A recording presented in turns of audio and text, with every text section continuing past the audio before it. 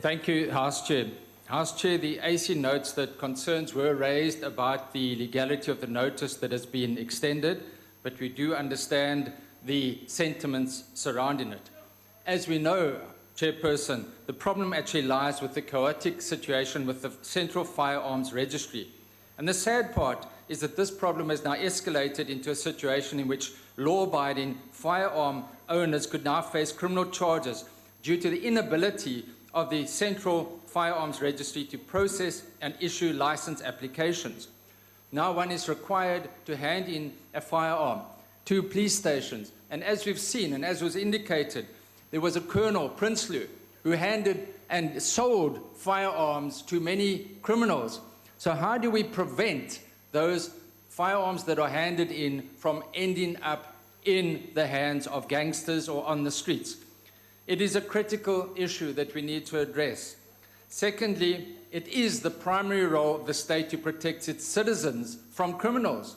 And we all in this House are aware of the high levels of gender-based violence, of murders and rapes.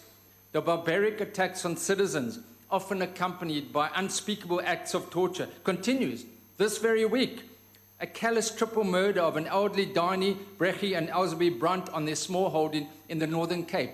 And there are many, many similar stories of people being murdered across all races. And this must be condemned in the most serious manner that we can.